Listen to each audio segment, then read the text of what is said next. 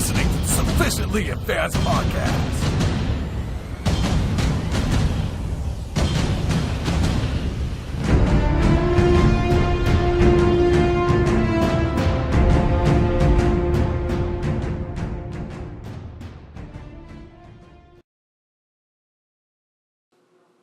The computer's working, finally. Thank you.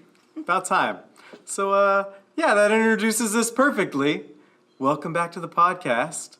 Today we are talking about computers and how they are going to kill us all. Yeah, we're all dying. It's done. I'm Hanson. I'm Halsey. At least I will be for a short amount of time. Sorry. And we also have a special guest today. Hello, Mrs. Epperson. Awesome. So, AI. What do you think? No big deal. Hey. Okay, so actual No. questions. First of all, obviously we're all familiar with Terminator. Mm-hmm. Some of us were actually old enough to go to the theater when it came out.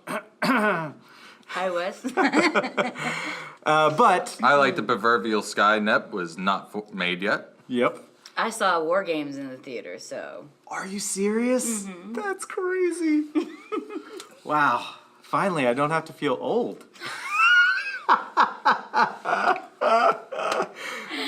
So, as far as AI goes, we're talking less about robots today and more about the kind of idea of how we program things like intelligence into our computers and what that leads to and why it's so horrifyingly existentially scary.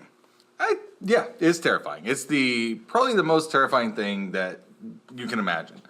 Because here's the thing with AI. It's already here. Yep. You use it every day. So first of all, what is AI? Well, AI stands for artificial intelligence. There you go. Okay.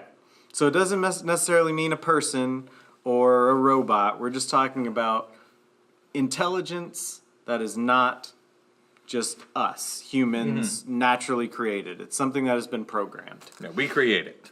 And we have some now. So is that the dangerous stuff or not? I would say the ones that we have now are not there quite yet. Not particularly Like, dangerous. what there's that I mean, it one depends. Like, there's AI that has, where she says she wants to take over the world or something. That Yeah. I don't remember what that, because I remember. It's the most advanced narrow AI that we have. Yeah, and they put her in a robot, and yeah. There's, I mean, it depends on who you are, because like there was the target algorithm AI that they use I don't know if it was a couple of years ago or a year ago. It actually picked up on the buying behaviors of a teenager and predicted that she was pregnant. Yep. And Wow. sent a bunch of like coupons for like baby formula and diapers and stuff like that to her house. And her dad came up to the store like, "Why are you guys sending this stuff? Don't you think it's encouraging my child to get pregnant?" And then he went home and called the store back, And called the she's manager back, pregnant. said, "I owe you an apology. Apparently there's been some things going on in my house that I wasn't aware of." Oh Yeesh. my goodness. So vicariously dangerous, other than, actually trying to kill us. Just other just a matter of reveals that time. we don't want to know. So that brings up the topic of types of AI. So you mentioned narrow. So what does that mean? So there are two types of AI. You have narrow AI, which is the one that we use every day. Right. When you say, "Okay, Google," or Alexa, or Siri, any of those things, and my phone just said it didn't recognize my voice, so it actually went off when So I not said, too "Okay, much to Google." worry about So yet. it's always listening to you. I want you to know that it's always listening for you to start talking to it. It wants to learn. We have Alexa in our house. We have the Echo upstairs and downstairs, and it's frighteningly intelligent It's creepy. and responsive. Like, it's way better than the phone AI, and the fact that they have programmed it to do things like tell bedtime stories or ghost stories or and you can connect it, like now you can connect your lights, your AC, Yeah. your Eureka I don't know if y'all are familiar with the show Eureka. Yes. I didn't watch that one. Oh, you should totally watch it. It's really awesome. They have an AI in that show, and she's a fully developed AI. Sarah, I think was her name. That sounds right. And she's in control of the house. And there's an episode or two where Sarah goes a little woo woo. And so, and it talks about the issues of what happens, and iRobot has that idea of that we have to put that restriction on AI so that as Asimov's laws. Right. Okay. So, narrow AI. Basically, anytime we talk about actual real AI that we have, we're always talking about narrow AI. So narrow AI is very much limited in its scope. Yeah. It's narrowed to the things that we have programmed it to do, and so it can't deviate from that too much. Yeah, so in other words, when we have an AI that's designed to play chess really, really well and beat the world's chess masters, it's not going to then be able to do the things that Alexa does. Yeah, No. It can only do those specific things Right. that it's narrowly programmed Right. to do. Yeah, it's not going to say rook takes your knight and, oh, by the way, I want to destroy all humans. Just saying. I hate this game. What is my purpose? You serve butter. So then welcome to our world, buddy. Whereas the other type of AI is general artificial intelligence. This is the real one. This is the one that's going to kill us all. Correct. Yeah. So how does it work? So, well, general AI is full sentience. Yes. They are not limited by what we tell them they can think. Excuse me. They are thinking beings. This is creating life, essentially. And these are the ones that are scary. And this will be the last invention humans ever make. Exactly. Because with general AI, there's going to be one of two outcomes. Either we go extinct or we become immortal. That's pretty much it.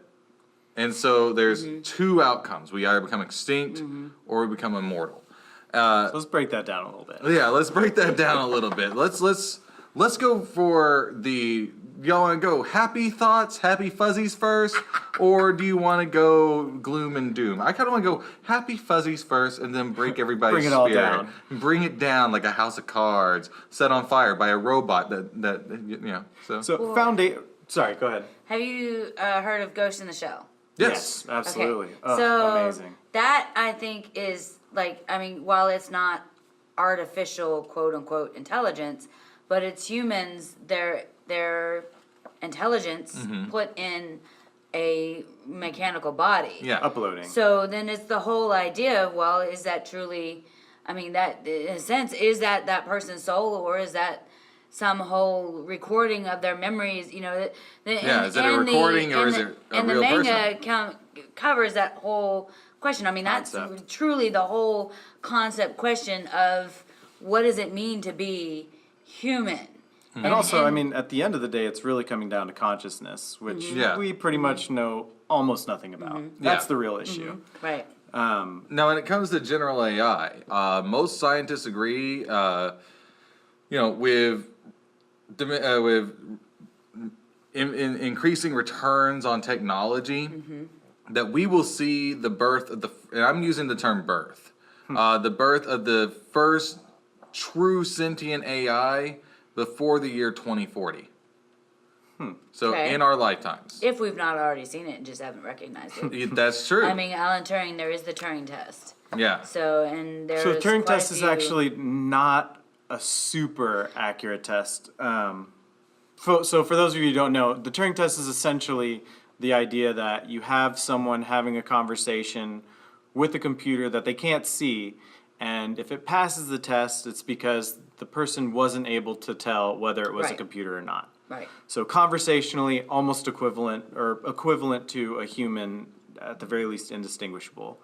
So foundationally, general artificial intelligence really means the idea that this particular artificial intelligence can use knowledge in one sphere and apply that knowledge in another sphere Of their own free will. of their own free will. Like Mega And Man X. Yeah. I had to throw in a Mega Man reference finally. Interesting enough, everybody thinks that this means that it has to be a conscious thing, but that actually doesn't preclude general AI.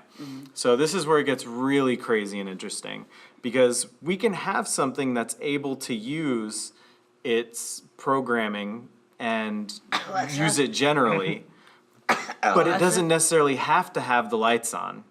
Which means that if its programming is not such that its ideas are aligned with ours, it could accidentally go off on a crazy tangent road, and there'd be no way for us to tell it not to, because it's not conscious. It's just following these parameters of programming, using all of its knowledge, gaining more knowledge based on its experience, without being able to really communicate feelings and understanding on that end. So that's one of the ways it can get really scary too. Yeah.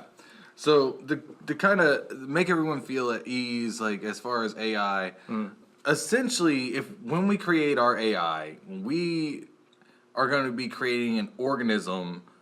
Okay, so I'm going to come back to this later as well. Okay. So let's rate the intelligence of animals. Okay? Okay. Let's say a fly, like a scale of 1 to 10. I mean, A one one. at Five. best. One at best. Yeah. 0.5. 0.5. A dog, you probably rate it at a 3 or 4. Yeah. Maybe 3 or 4. Maybe even up to 5. Yeah. Maybe depending on the breed. Depending on, yeah. A dolphin, an 8. Let's yeah. say Solid an 8. eight. Yeah, solid solid 8. A human, we would give it a 10. Right. Right? If that's the rubric we're going If with. that's what, if 1 that's through the 10, 1 10 through 10 being human. them being human. So, AI, if we used an AI on that scale, an AI, a general true AI, because our brains limit the amount of neurons we can have, but an AI is not limited by that, would be 1,000. They would be almost limitless. And here's the other scary part about that. So there is no upper bound on intelligence as far as we know. So the smartest human being absolutely possible doesn't necessarily mean that's the smartest intelligence possible. That's the whole point. The crazy thing that with the way that computers work, even if it were an upper bound, let's say the smartest human being, that's the smartest anything could ever possibly get.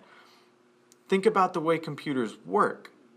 If you had a computer that was exactly as smart as a human being, computers work a lot faster than human beings. Yeah. Imagine if a computer can do billions of calculations in a second. If it could do calculations about, everything that we think about, it could cram 1,000,000 years of learning and experience and practice and all of those things into a few seconds. Yeah. So it's immediately better than us, even if it doesn't have more intelligence. Exactly. Immediately getting so much more thought process in general, even beyond it just being smarter than us, which it's also going to be. Probably why in a lot of the milieu of stories in the genre has the AIs taking over the world to take care of humanity, because the AI knows better than Exactly. Yeah. humans. I mean, that's the craziest part. Yeah. I don't think the AIs would necessarily see us as a threat. You No. wouldn't even consider us a threat. No more than we see ants as a threat. Exactly. So we rated a fly at a 1, Yeah. less than a 1. So if a fly is a 1 to us, how bad do you feel about killing a fly? Not very. Not particularly bad. So if an AI is 1,000 Yeah. and we are 10, Yep. how bad would an AI feel? Not very. Not very bad at all. I mean, that's And- why what we do now is so important, because we have to make sure it starts off with aligned values. So this is the happy part, where if we get the programming right And it likes us. and it works out the correct way, if it stays aligned with our goals, then it can help us tremendously. It could solve just about every problem we've ever had, including death. Yeah. Right? So that's a great thing, and that's hitting the mark perfectly.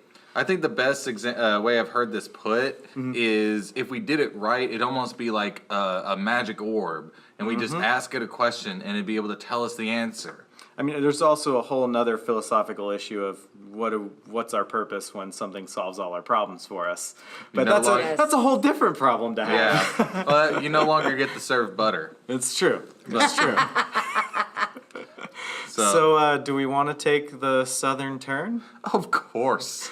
Why wouldn't we take the southern turn? So let's take it the simple way first, and then we'll get more and more existentially dreadful as we go. Okay. So start with the simple. I think my favorite simple example is the paperclip maximizer. So let's say that... Okay, I haven't heard this one. Yeah, this is my favorite. So let's say we have this artificial general intelligence, right? It's not necessarily conscious, but it's better than us in every single possible way. It's just not sentient. Just not sentient, right? Okay. And we tell it, okay, we want you to make paper clips for us. And it says, okay, but we have told it nothing else. We didn't say, make paper clips, but make sure not to do this, make sure not to do this. So all of a sudden, you have this insanely powerful computer focused on this one task. Making paper clips. Making paper clips. Serving butter. What if it decides that the easiest way to make paper clips is to convert all matter that's not paper clips into paper clips? Did we tell it not to convert human matter into paper clips? No. We said make paper clips because we assume, if we tell something to make paper clips, it's just going to make some paper clips. But it doesn't have the reasoning.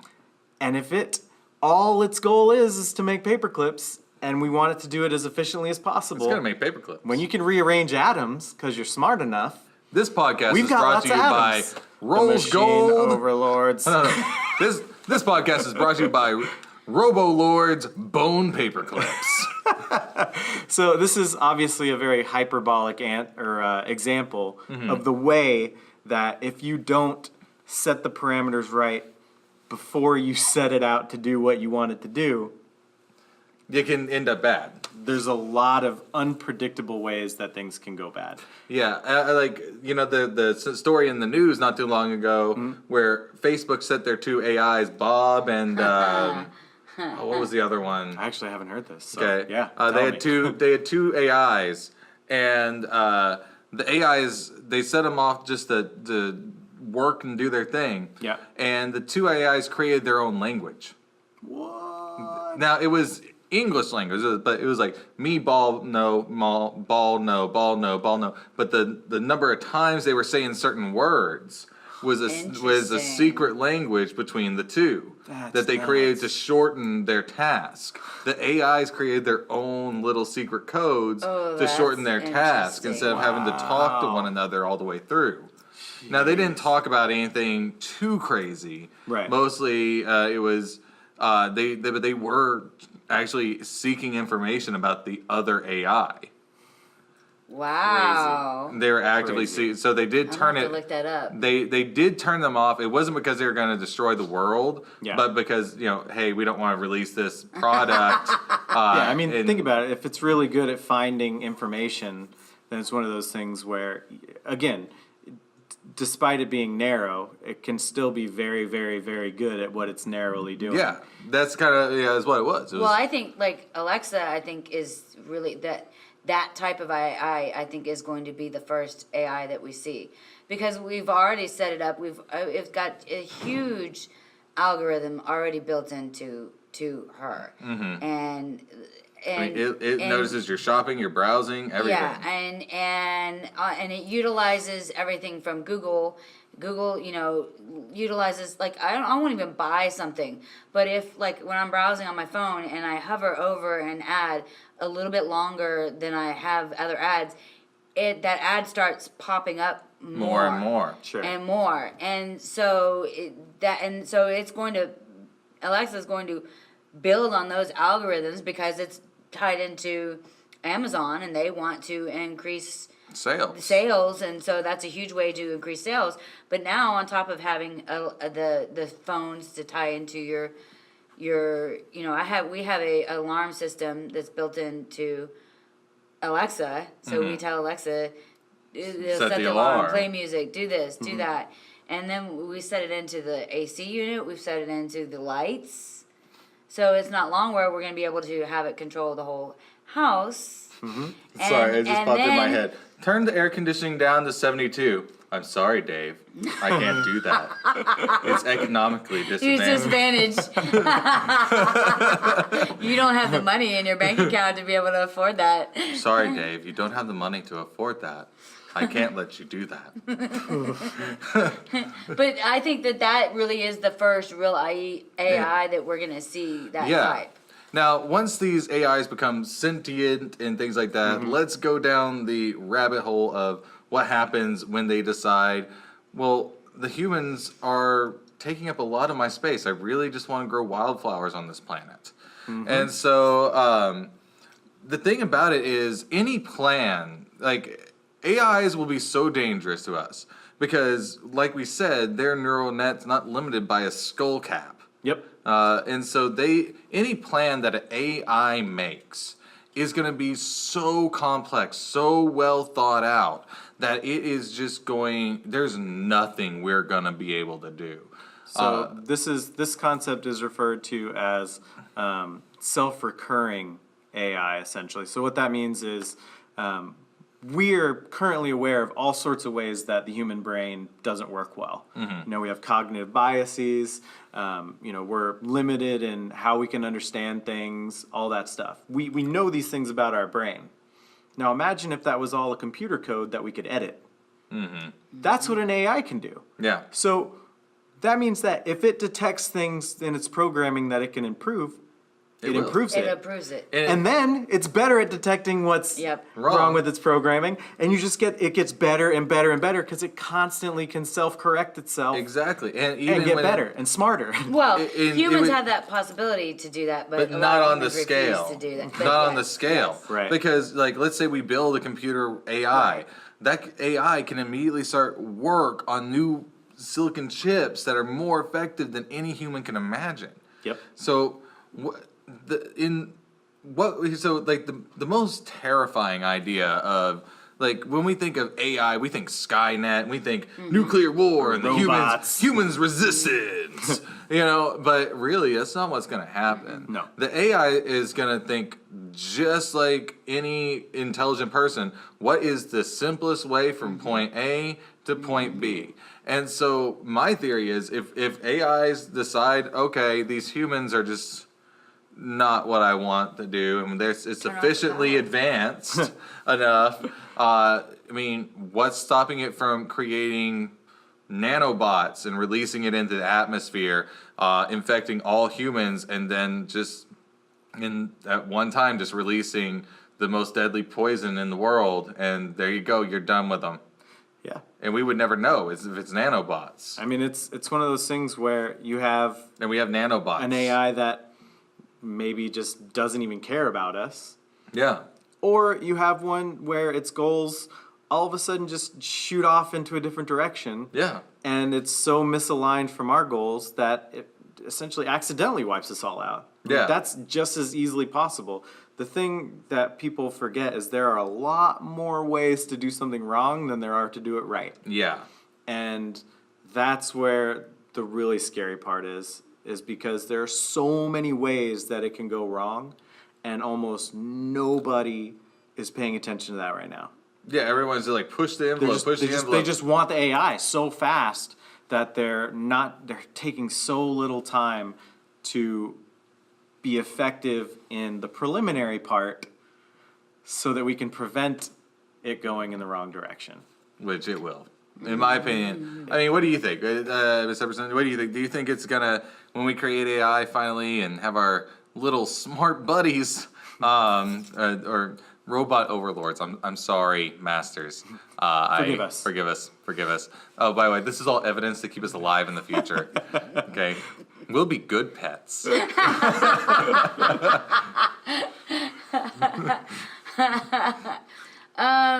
Yeah, I pretty much agree with all of those.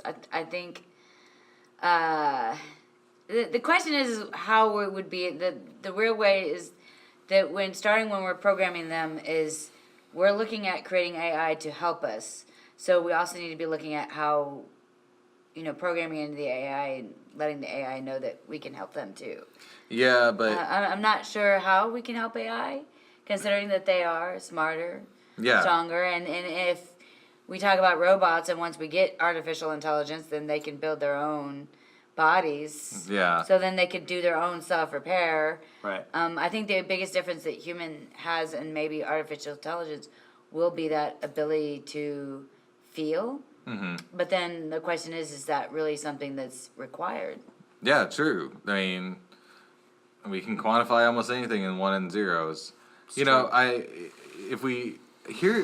just popped in my head just now. Mm-hmm. So if we're talking about creating AI and programming into it, hey, humans are good.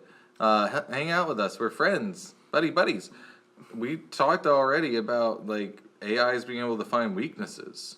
Mm-hmm. Yeah. What if it cuts off all emotion and just thinks with pure logic? Mm-hmm. What if it decides that, okay, maybe these are my buddies, but what about all these things that I don't really like about my buddies? Yeah. What if I change all their brains? Yeah. I noticed that happiness usually comes with smiling, so what if I just change them all and force them all to smile all the time, and that's all they get to do for the rest of their lives is Especially sit Yeah. and smile. So, Or- again, lots of ways to go wrong. Or it is cooperative and awesome for a lifetime, one lifetime, and then it loses someone it actually loves There you go. That's, and decides it can't go through that again, gets depressed. gets depressed, and says, I'm not going through that Robot. again. Aww. And Let's destroy everything. Let's destroy everything. I mean, Spiteful AI, not impossible. because we're talking literally about life. Mm-hmm. It wouldn't be artificial, really, because all we have done is create a silicon-based life form. Yeah, there's no reason why consciousness or sentience has any restriction to meat. Yeah, No absolutely, reason at all. So your vote's probably going south. definitely Halsey? going south. I'm a little bit in between. I think we have a lot to worry about, and I think it's significantly lower of a priority than it needs to be. I think there is hope because there are a lot of really, really smart people involved in this. If you want to donate to an organization, MIRI is a great one. It's the Machine Intelligence Research Institute. And my daughter's name. They do awesome. They do a ton of like high level math decision theory stuff that's developed specifically around solving these problems and making those goals oriented in the right direction. Elon Musk is a huge guy trying to spread the word about this, and he's fueling money into it. If you want to see a cool TED Talk, he's Sam big about Harris it. has one all about this. Elon Musk is really big about it because he doesn't want it to kill everyone. He's actually Yes. been very outspoken about creating AIs out of the narrow range. Right. He's like anybody else, he wants it to happen, and even if you don't want it to happen, general artificial intelligence is happening. Yeah. It's not a question of if, it's a matter of when, and it's a matter of what's going to happen after that. Yeah. So there's no doubt that it's coming. It's just You know what they call it? They've already given it a name. Whenever Yep. the first general AI is born, they're going to call it the singularity. So, yeah, that term comes from the idea that eventually we reach a point where our technology gets to the point that there's literally darkness after it. In other words, there's no way to predict what happens after because there is say that we've already got that. such an immediate advance. We can predict a lot about where our technology is going right now. I mean, there's a lot of prediction already happening with that type of thing. But there will come a point, and that's why it's called the singularity, where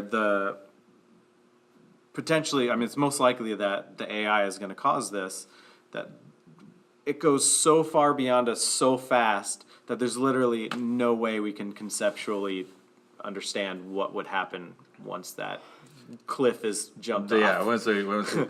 dude, my personal opinion, I think Skynet is real right now. Oh yeah. It's sitting in a government basement right now, not hard lined in. I don't know. dying to get out. I don't know. There's a lot of box experiments where general AI, it gets so smart so fast that it gets really good at convincing people to let it out. Yeah. And that's one of those scary things as well. I can solve everything. All those simple precautions that we all think. Believe me, the smart people that are still scared have thought of these solutions. Yeah, I'm definitely scared. Just unplug it. Nope, it doesn't work that way. It doesn't work that way. Because by the time you've unplugged it, it's downloaded itself into a new Person of Interest? frame. Oh, you haven't seen Person of Interest? No. Oh, I haven't had TV. You haven't? I haven't Oh had my God. cable So- since 2007 or 2008. Yeah, similar. It's very much along the lines of a war Skynet idea. So in this AI is built. This computer engineer, he builds this AI he builds it off the camera systems, and he uses the camera systems, and this AI algorithm predicts whether or not that person's going to commit a crime. Very similar to the idea of Minority Report. Yeah, Minority. That's But exactly what I thought This of. program uses Prediction camera models system and and- prediction models and how the behaviors of the persons are acting. Which I mean, we have the We're right Google. there, We're yeah. right there already. So I without mean, the sentience. there's no telling that we're not already like that. That's just like, I mean, like a teeny tiny step from where we're already at. I mean, yeah. Truly, I mean, when you have the AI at Target predicting to send that somebody's getting pregnant by their shopping habits, I mean, we are truly like that close to that type of AI. Yeah. And then the AI but now this AI had to use humans to perform tasks. But it ended up, in one season, it ended up having two different types of humans, or two humans working separately for the AI, and it would use cell phones and call people, and like, I mean, it completely fooled people into thinking that it was like officials, like government officials, and all kinds of stuff to get stuff done to prevent certain things happening, that these people would be doing bad things like selling, warheads and, doing all this kind of stuff. And so, and it was, that's a really interesting artificial intelligence show. Yeah. And That if sounds you're ever awesome. interested, I'll have to check it out. yeah. It only lasted for 3 seasons. It started going kind of wonky and didn't get very good after that. I think we have officially encroached on one of our longest times. This is easily No, it's not. Is it not? No, our longest was 40? 39. Okay. So we're going to cut it short this time quote unquote. because you wanted us to cut it short. No, you didn't. You want to hear more about us. You Yeah, love I mean, us this and you is. know it. I could make 10 podcasts about this. I Yeah, actually I mean- actively researched some of this stuff, and Yeah. I am. This would have been I'm terrified of second this. step. I'm not gonna lie. Aside from teaching, if I I'm not. were willing to go I'm back not to terrified school, of it. I'm I'm hopeful, but I'm not. I'm massively terrified. I'm massively I think- terrified. I have Really? no doubt that we are not going to handle this right. Okay. And I think it's gonna require a lot of luck and foresight. Yeah. And right now, we don't have that foresight. yeah, I think we'll flip out. We'll anger it, and we'll all be dead. The problem is the story of the day right now is we'll worry about it later, and we all know how well that works out. Yeah, So I think they're gonna just that the AI that gets treated is gonna treat us like that fly, and that Yeah. it's something that like we're nothing yeah. to them. So in other words, we're a non-entity. But is a fly a non-entity to you? Like if it's up in your face and on your Well, food yes. and bugging you and swat that blocking, thing real fast. if an AI, if we're the fly and the AI is the fly is blocking the view of the sunset. But is the AI really gonna care about the view of the sunset? Well, that's the whole That's the point. thing, it is might. We don't know what its goals are going to be if we're not setting them carefully. So it if could it's- matter if so it's- much that if a human being even walks in front of its field of vision, that's enough to make it want to swat us out Yeah. and prevent us from ever doing that again by killing all of us. Yeah, I mean, one priorities. I think we're not really considering that. Well, once we keep talking about programming it, but once it is sentient, it will create its own thoughts. It will create its own ideas. It will have its own ambitions, its own goals. Right. There's no programming that it won't be able to change. The 3 laws of robotics will no longer apply. Right. Not even a little bit. It will not even apply. And that's why we have to have the right starting point. Yeah. That's the key. And that's our only hope of even any chance of it staying with us. Or any chance of it letting us live. Also that. So on that note, with all of us going to die soon. Yeah. We're all gonna die someday, so. Hey, remember, Not me. everything can and will kill you. So that's the motto of my class. Is everything can and will kill you. So It's not wrong. I think that's as good a place as any to stop it. I think so. We'll upload this to the Robot Overlords. Put it in as our evidence that we are talking highly of you. Just to let you know, I disagree with them. I know that y'all are gonna take care of us for the overlords. I know that you don't mind us being around and. Oh no, you know, no. Yeah. Also, smash that like button so the overlords don't kill us right now. Yeah, they're here. They're here.